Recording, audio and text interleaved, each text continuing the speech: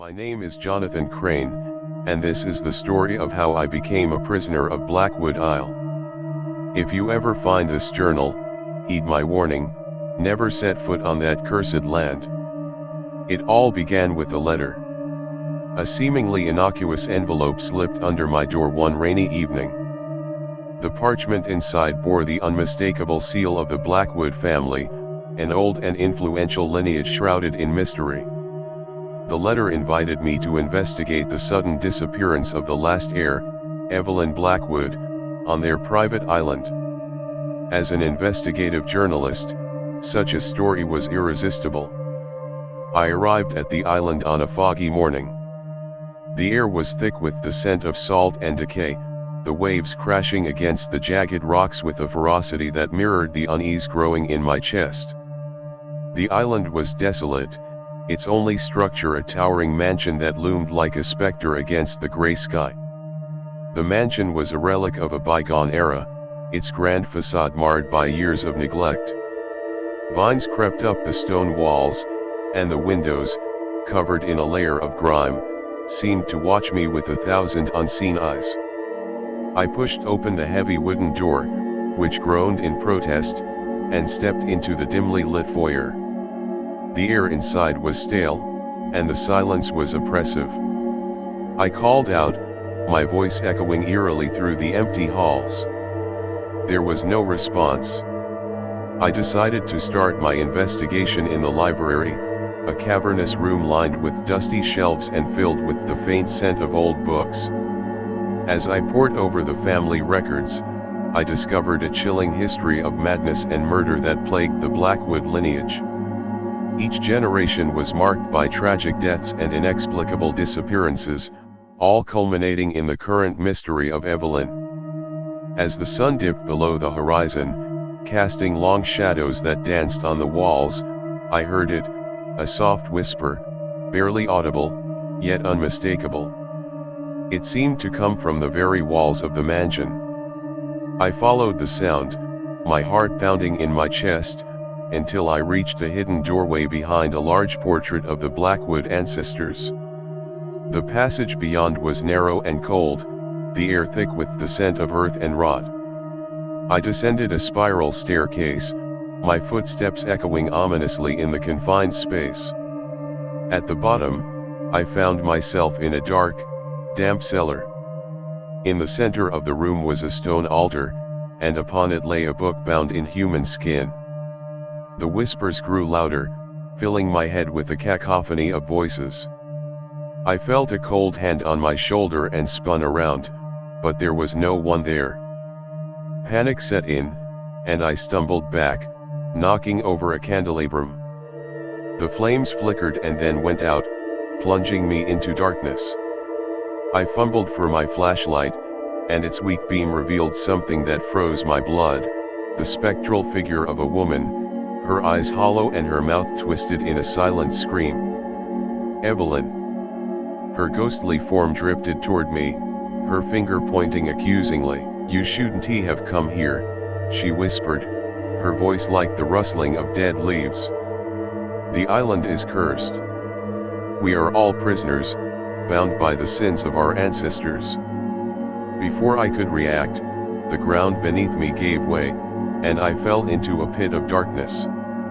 When I awoke, I was back in the mansion, but something was different. The air was colder, the shadows deeper. I realized with dawning horror that I was no longer alone. The spirits of the Blackwood family surrounded me, their eyes filled with eternal torment.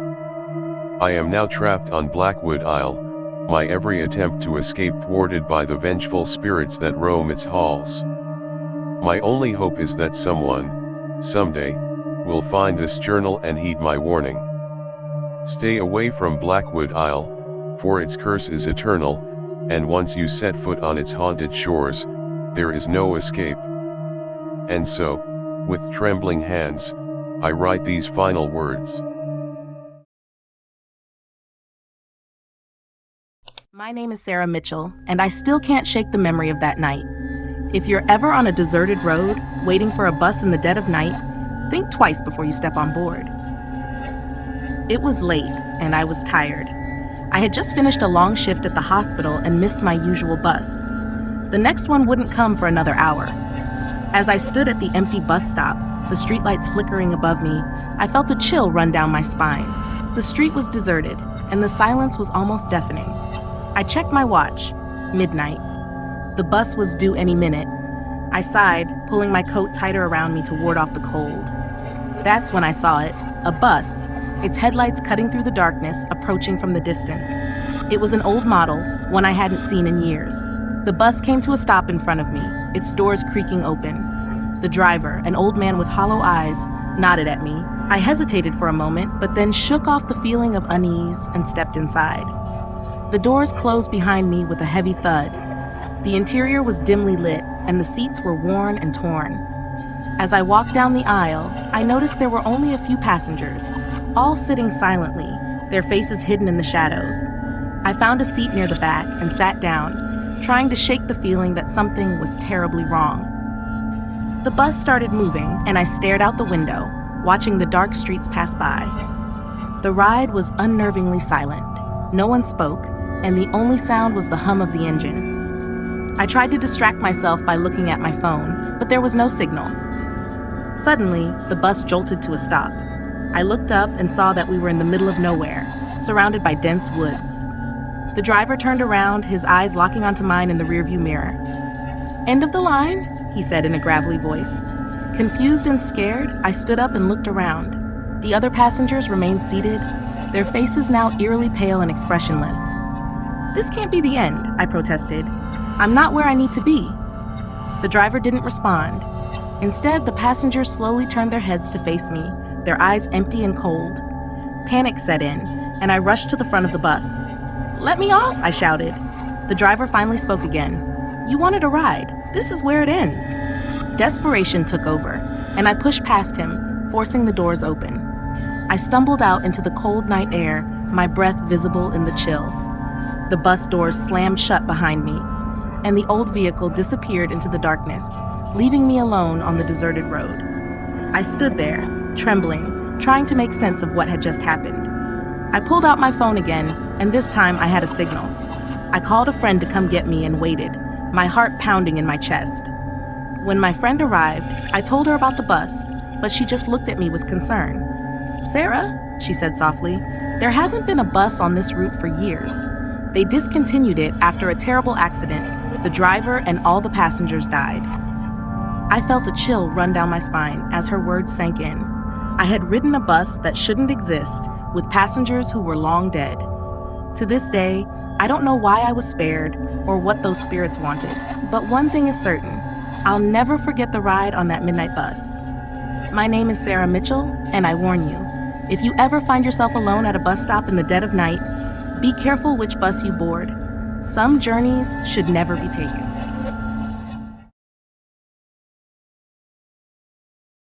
My name is Alex Harper, and I used to think I was the best thief in the city. This is the story of the night I learned how wrong I was. If you're reading this, remember, some things are better left alone.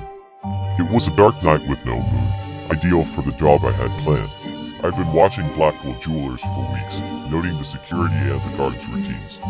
My target was the Blood Diamond, a gem so valuable it could change my life. I slipped into the alley behind the store, blending into the shadows with my black clothes. I picked the lock on the back door with ease and slipped inside. The store was silent, the only sound my own breathing. I carefully avoided the laser sensors as I made my way to the display case holding the Blood Diamond. As I disabled the alarm system, I felt a sudden chill. The air grew heavy, and it felt like someone was watching me. I shook off the feeling and opened the case. There it was, the Blood Diamond, glittering in the faint light. I reached for it, but something in the reflection of the glass caught my eye. I turned around slowly, heart pounding. At first, I saw nothing, just the empty store. Then, from the corner of my eye, I saw something move in the shadows. "Who's there?" I whispered, my voice shaky. No answer. I took a step back, holding the diamond. The shadows seemed to form a shape, like a person, but its eyes glowed red, and its body seemed to ripple like a mirage. Fear gripped me, and I stumbled backward, almost dropping the diamond. The figure moved closer, gliding silently. I turned to run, but my legs felt heavy. The air was thick with a sense of dread, and I could barely breathe. "Leave," the figure whispered, its voice raspy. "This place is cursed. You have no idea what you've done." I finally managed to run, sprinting toward the exit. As I did, I felt a cold touch on my arm and a sharp pain. I burst through the back door into the night air and didn't stop running until I was several blocks away, my heart racing. When I looked back, the street was empty. I ducked into an alley and collapsed, panting. My arm hurt where the figure had touched me, and I saw a dark mark like a burn. I threw the blood diamond away as far as I could. Whatever it wasn't worth it. I made my way home, my mind racing with fear and confusion. In the days that followed, the mark on my arm got worse, and I had nightmares. I felt like the figure was always watching me, just out of sight. I tried to warn others, but no one believed me. They said I was crazy, a thief who'd lost his mind. But I know the truth. Something in that store was not of this world, something old and dangerous. It guards the treasures of Blackwood Jewelers, and it doesn't forgive intruders.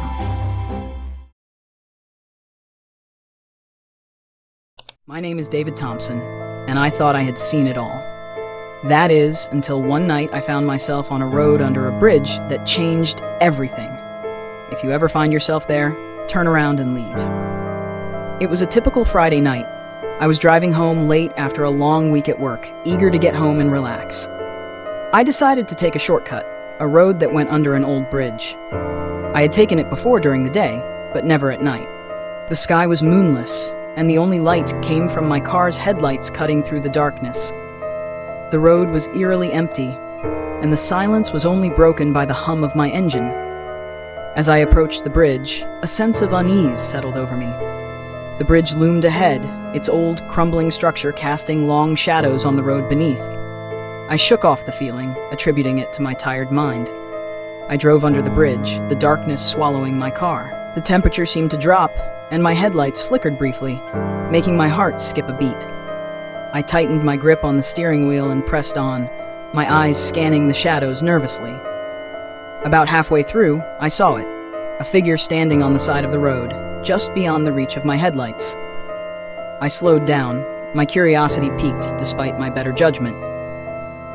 The figure didn't move, and as I got closer, I could see it was a woman. She was dressed in tattered clothes, her hair hanging over her face. I stopped the car and rolled down the window. "Are you okay?" I called out, my voice sounding shaky even to my own ears. She didn't respond, didn't even acknowledge my presence. I felt a chill run down my spine. Something was very wrong.